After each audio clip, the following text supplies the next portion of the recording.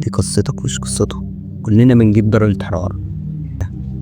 محدش بيذاكر 6 ساعات. أول واحد بإذن الله لما تنجح ويرن عليك يقولك مبروك اللي كان بيحقد عليك.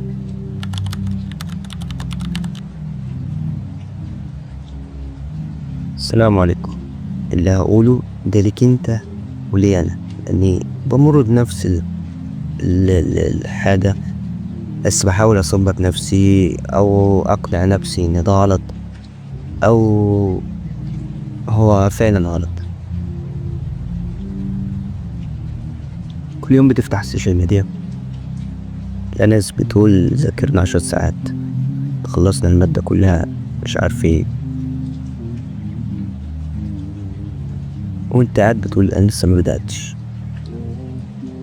بس انت مش مطالب تكون زيه، لان ببساطة دي قصتك مش قصته. ايوه ممكن تكون متأخر، ممكن تكون مر عليك شهرين او 3، ممكن يكون من اول السنة اصلا انت ما بدأتش، بس والله ما فاتك حاجة. طول ما الوقت، طول ما فيه كل يوم فرصة لازم نستغلها. طول ما في حياتنا يوم فاضي او يوم تاني لازم نستغله، سواء بقى في مذاكرة، في تعلم حاجة جديدة، في حاجات كتير.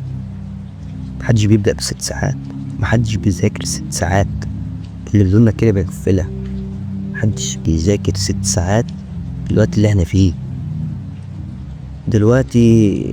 اقولك ممكن عن امتحانات الشنب، ولكن انا ذاكرت 6 ساعات من اول السنة دي مستحيل. محدش يغفلك ويقنعك ان بذاكر 6 ساعات. محدش يقولك ان انا مش مراقب، لا، كله مراقب وغصب عن عينك لازم تراقب. بس ده كله لو انت حطيت في دماغك المراقبة مفيش، وهتقارن نفسك بحد.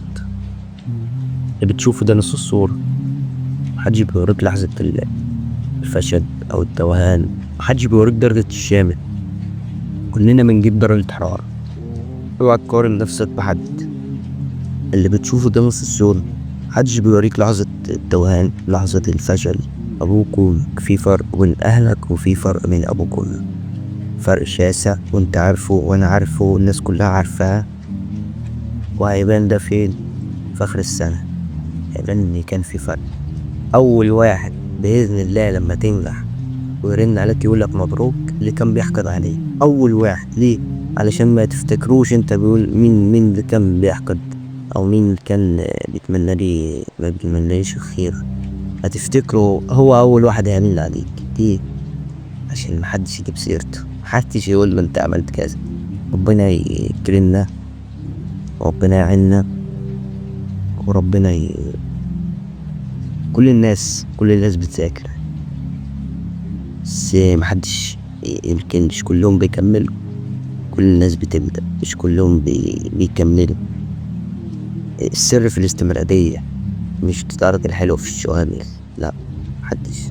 أول الجمهورية كانوا بيقولوا طلعنا جبنا 15 من 50 في درجة شغل العقل عادي.